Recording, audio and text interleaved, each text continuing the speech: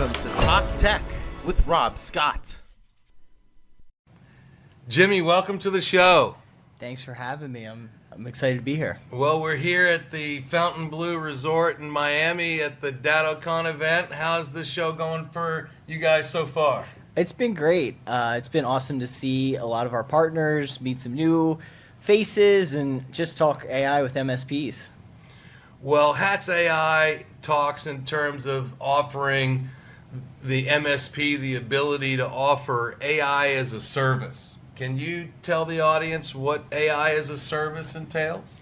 Yeah, I think a lot of businesses all around the world, especially SMBs in the US or wherever really, are trying to figure out AI, and it's similar to great technology megatrends of the past, like movement to cloud, cybersecurity, and they need help, and they can't afford to hire AI experts or specialists. So who do they turn to when they have a technology problem? They turn to their IT providers. And there's so many possibilities with AI, and in particular, generative AI. And I'm wondering, so many of my clients are saying, we know AI is coming, but we're not there yet.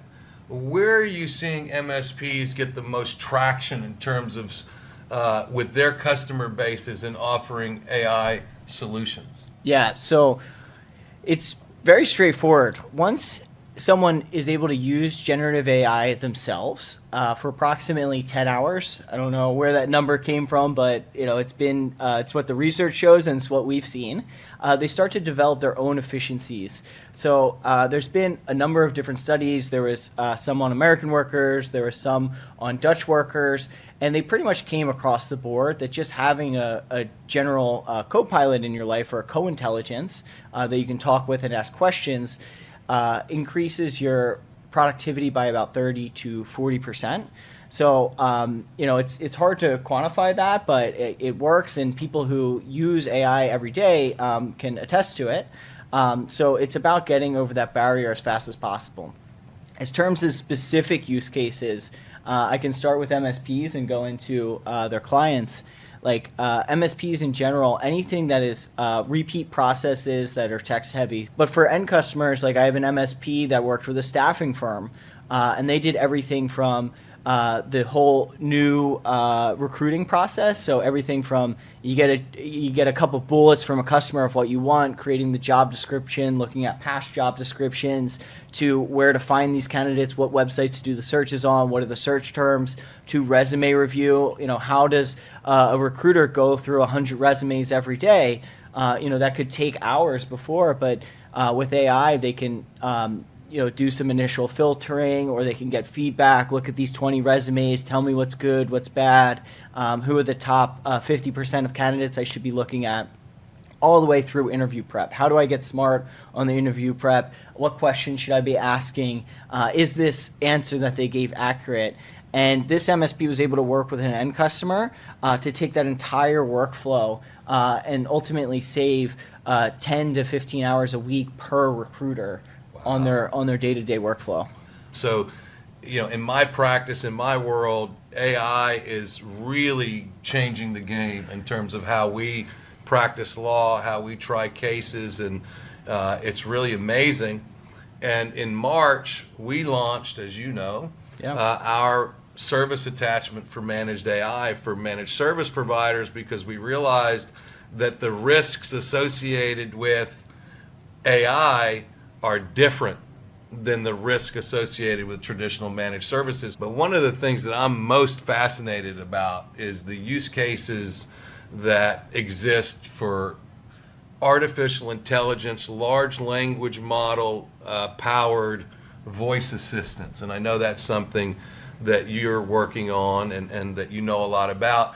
Tell us how voice assistants work, how they're constructed, and what you're seeing in the market as far as their use and how they have the potential to impact the market. So an MSP, they had an on-call schedule, the same MSP, and it would just go to someone's phone, late at night if somebody called, and they're able to use an AI voice assistant over the phone. They just set up a forwarding in their VoIP provider of choice. If you have a scripted conversation, it can take that conversation and talk with a human, handle edge cases, handle misspeaks, handle follow-ups. I don't think we're yet where AI can answer the phone and, do some technical troubleshooting and back and forth and do a lot of lookups, but it's going to come very, very fast. I mean, when we first started talking, these AI voice, like our product or other products that were out there, take a long time to respond. It didn't sound as real. And, in just a few short months, the technology has increased so fast, and we're going to see the same thing happening over the next 6 to 12 months. So I'm telling you right now, it's time to start adopting the software and learning about and using it, because it's going to come so fast. There's thousands of companies working on AI customer support, whether that be through a chat interface or a voice interface or over the phone.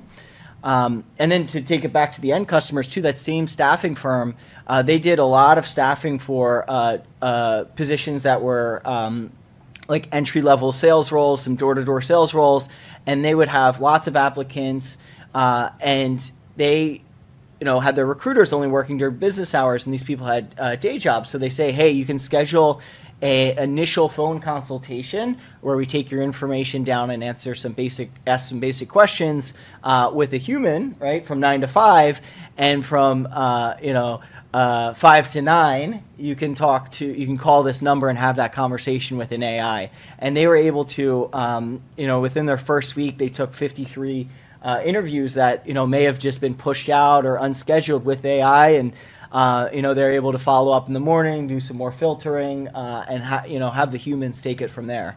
That's fascinating. I think that the thing that you mentioned about latency is the one component that I think needs to be solved before AI voice assistants basically take over the world. And I always talked about the one use case that I think sort of establishes the potential for this technology is not every restaurant in the world takes reservations, but every restaurant in the world that takes reservations has a human being that calls those reservations on the day of to confirm the reservation. And the reason for that is the science shows that if you call them, they're more likely to tell you that they can't come, or to confirm and remind them so they do come. And so that the restaurants are able to avoid gaps and no-shows and fill those spots. An AI voice assistant could call every reservation like in a few minutes and replace that need for every restaurant in the world. And that's the kind of power that I think AI voice assistants have. And so I'm in the camp that says the AI voice assistants are going to change the way voice products are sold and consumed. And there's going to be a huge sea change from traditional voice over IP solutions to more focused on AI, leveraging generative AI and voice synthesis platforms like 11 Labs and others that are emerging. And so I'm on the fence of bet on the voice assistants and get ready for a huge change. I told somebody that if I was starting a managed services business today, I would have voice in the name, which was a very controversial position to take in IT managed services, where many people are moving away from voice and focusing on other things like cybersecurity.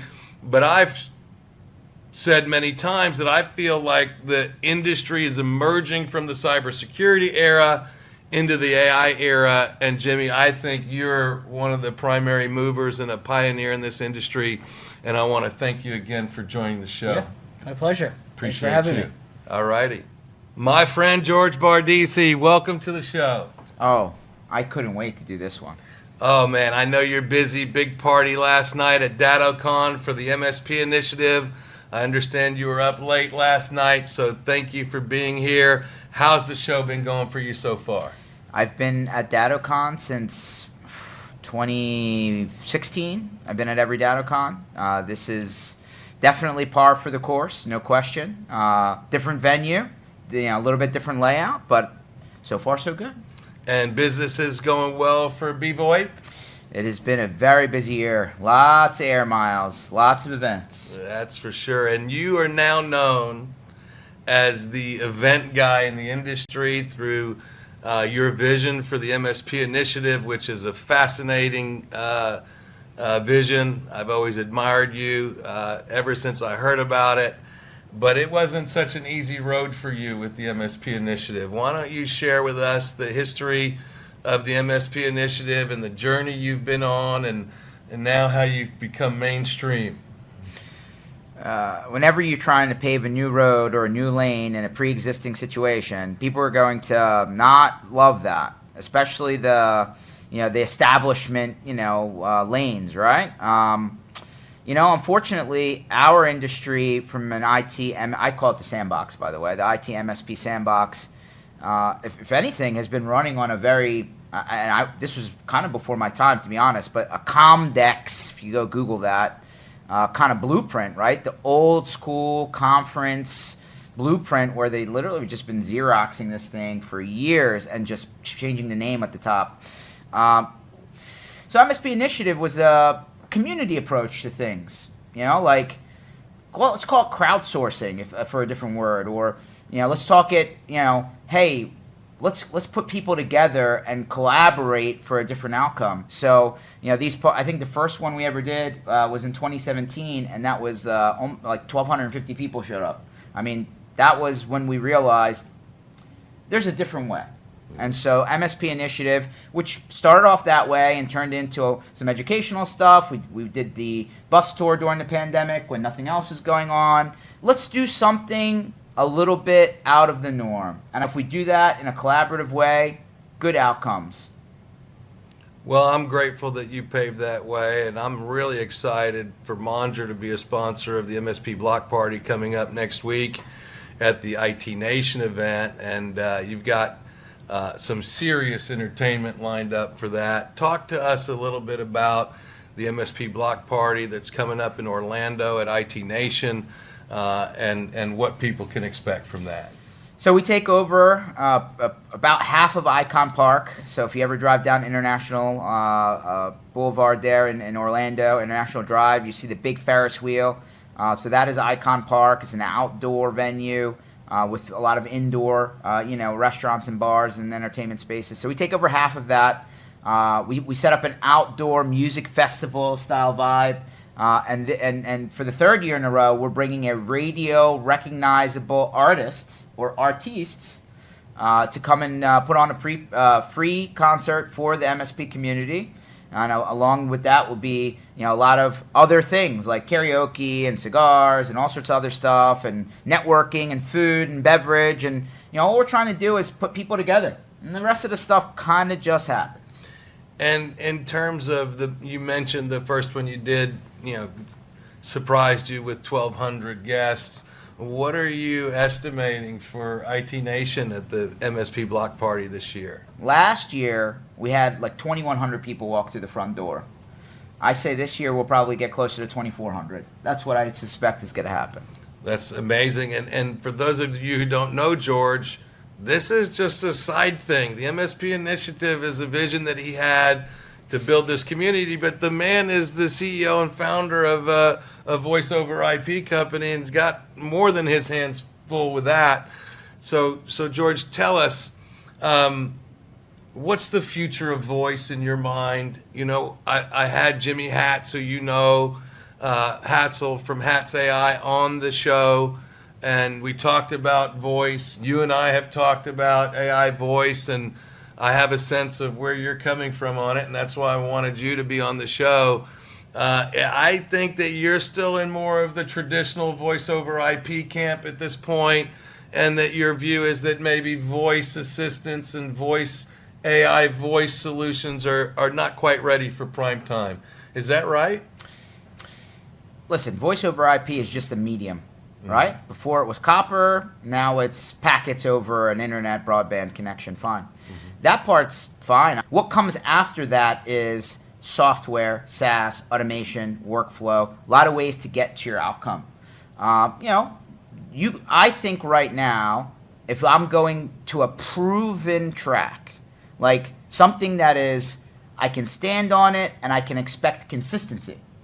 I can use some things from the AI realm to do things like, summarization and intelligent routing based on additional data points with your CRM or PSA data or things like that. And I think that we've been able to accomplish things that are very consistent and helpful.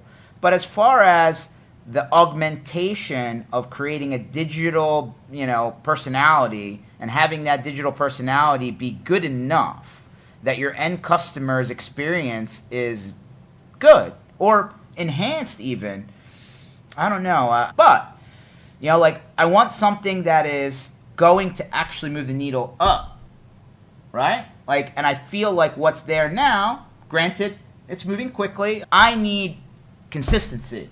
I need to make sure that my customer experience is going to maintain or increase rather than shaky.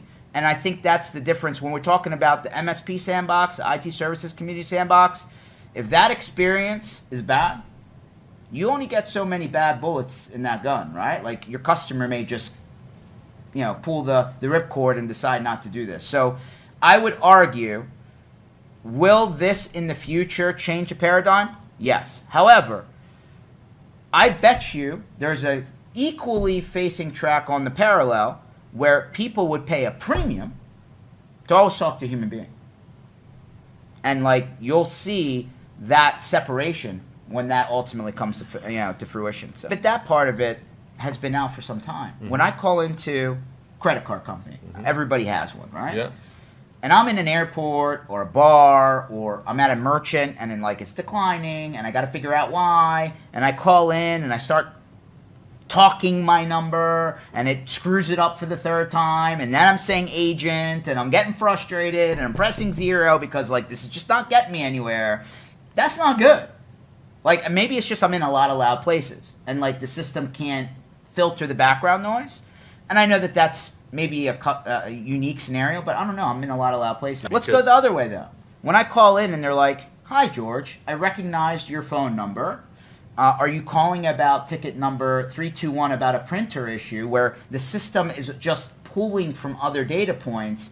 Are you calling about this particular issue or another issue?" That's effectively machine learning, which we're relabeling as AI today.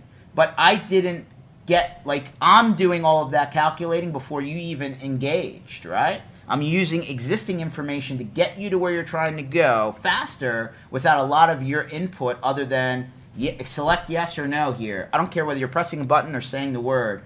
I think that's a good outcome. I think that's a reproducible one that I can deliver today. Yeah, but I think the power and the appeal to me of the voice assistants are you have all of the knowledge of the large language model, and let's be honest, most of these platforms are on ChatGPT or some other large language model is the underlying technology, and then you can train that AI. So for example, Monger will load into the AI every demo call that's ever been conducted from Gone. Mm-hmm. It'll load into the AI every appointment that's ever been set by a BDR. Mm-hmm. It will load into the AI every article that I ever wrote, every blog that I ever wrote, everything that is a knowledge base. Mm-hmm. It will be knowledgeable about all of our agreements and how they work together. And the ability to train that large language model to do all that, it has a lot of use cases today. And I don't think there's any dispute about that. Not arguing when we add to that the capability to turn that into an assistant that can then speak the LLM that's been trained to the customer, as well as trigger workflows like sending text or sending emails or transferring calls, you have, in my opinion, the basis for a transformational technology. And that's why I am firmly in the camp, and not disagreeing with anything that you're saying, but I'm firmly in the camp that voice technology is about to change in major ways because of large language models like ChatGPT and others, and voice synthesis platforms like 11 Labs that have these voices that sound very realistic. And then when you couple that with engines like Thoughtly and others that bring the hands to the table of triggering workflows and doing other things, you've got something that's very significant. I think one of the things to walk away from here is technology is just a bucket of tools. How I can connect those tools together to get to where I'm trying to go, I mean, isn't that why the industry exists, right? I mean, Microsoft, it doesn't always work, and that's why MSPs make a lot of money, right? Right. But my point to you is, part of the problem in the MSP space, no matter how you slice it, in many categories, is consistent outcomes and the ability to get people and the tools to generate outcomes over and over again. So, if in a year from now the tools are good enough to get to a different place, awesome. I'll be right there with you. But until that time, if McDonald's and Chick-fil-A, with all their money, and they got way more than me and you, okay, can't get their very finite use case to work, I would say I want to see what they do in a year from now before I spend the time to go down that lane, right? Like, it needs to mature enough that I want to spend that time and come out with an outcome today rather than 5, 6, 7, 8 attempts to get to that same place. So, like, we're kind of going in the same place. I just think it's a matter of how much effort am I going to put out today versus in a year from now. That's a great point, George. And in that regard, talk to me a little bit more about your roadmap for the rest of this year, next year. It sounds like you're taking a little bit of a wait-and-see approach with AI, which is what most of my clients tell me when I talk to them about it. So where are you going with your roadmap for BVoIP in the next 12 to 14 months? Yeah, I mean, we have a platform called OneStream, and we have 11 products underneath that platform, of which making the phone ring is one. So we have come up with many different use cases to understand, hey, like, is it caller or message identification, right? Which there are a lot of tools out there that do that, but in the platform. Is it workforce management, how I'm shifting my people, forecasting my capability and capacity of my people across multiple shifts over time? Do I have the right people in the right chairs, or do I have a bottleneck somewhere, right?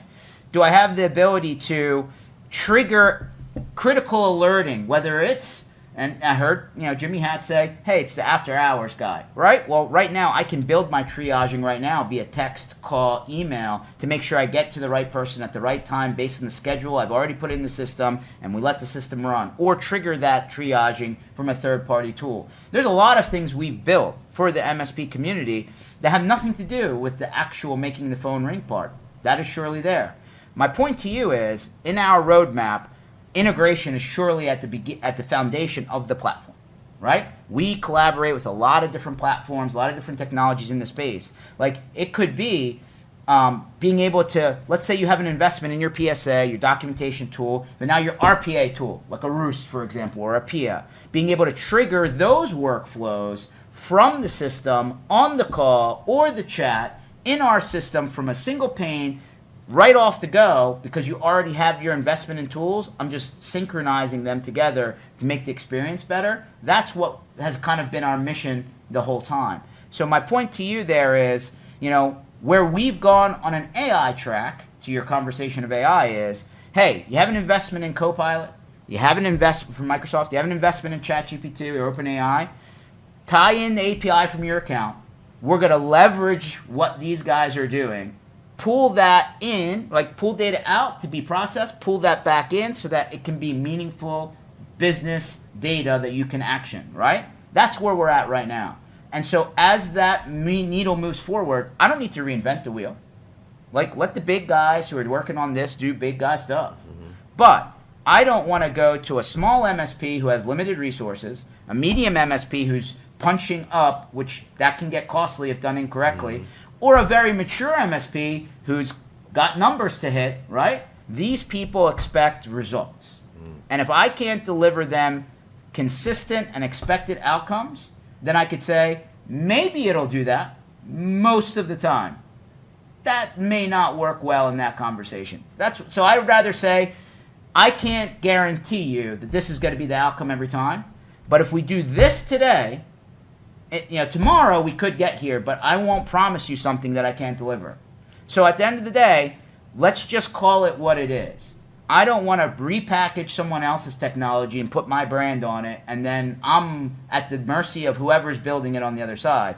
I'd rather say, you have an investment here, here, here, and here. If we tie those together, we can deliver these outcomes today, and if you tell me what you're looking for tomorrow, I'll tell you when we get there. But that, in my opinion, is a business conversation. One of the things that I always admired about you, George, is that you're proudly independent. You know, you own 100% of your company.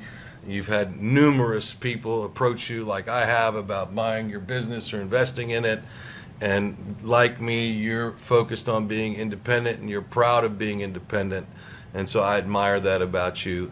The other thing that I think is important is for us to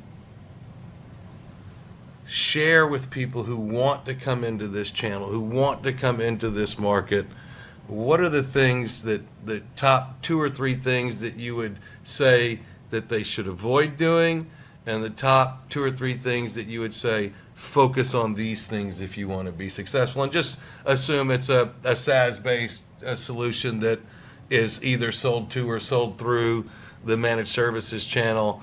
If someone's listening to this podcast and they've got a solution they're developing or launching, what words of advice can you give them based on your experiences? 1, do not assume things. Take a lot of feedback, even more than you probably expected.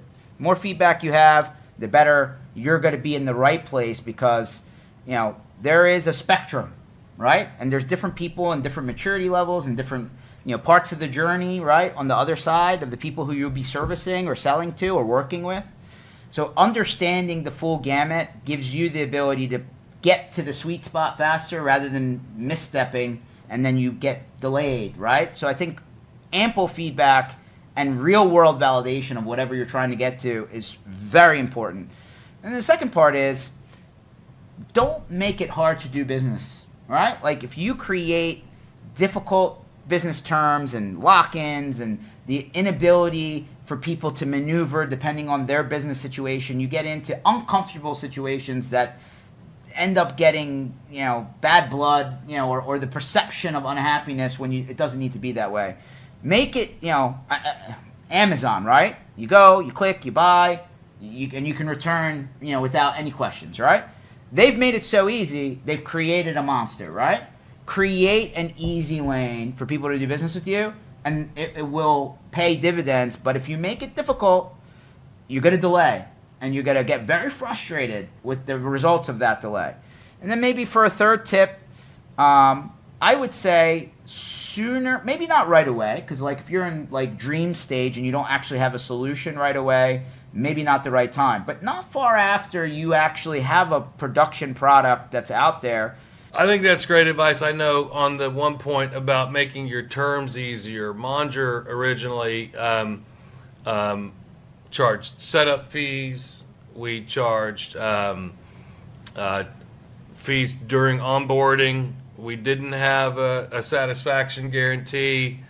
And then when we started implementing what we call our risk-free trials, which include no setup fees, 1 or 2 months free to ease onboarding, a 90-day no questions asked money back guarantee, our conversion rates on deals went from the low 30s, which is pretty average in the industry, to now in the low 50s, which is an amazing conversion rate in any industry. And I attribute that change to what you've recommended, which is make it easy to do business. Make it to where it's low risk or risk-free for your customers to come on board, to experience your solution or your services. And so that's one that really resonates with me. And as we're wrapping up, I just want to leave it with this. So those of you who don't know George well, as you go through life, you're going to meet a handful of characters that you say, this is a unique character, 1 in a million. You'll never meet another person quite. And George, you're one of those people for me. Thank you for coming on to the show. Thanks, Rob. I appreciate you. it. You've been listening to Talk Tech with Rob Scott. Brought to you by Monger. Monger is the first mover in providing contracts as a service solutions specifically designed for IT managed service providers. Their SaaS-enabled legal solution is based on industry-leading templates, customized for each client, and periodically updated to ensure that MSPs always have the latest protections and are legally compliant. For more information, visit monger.com. That's MONJUR.com.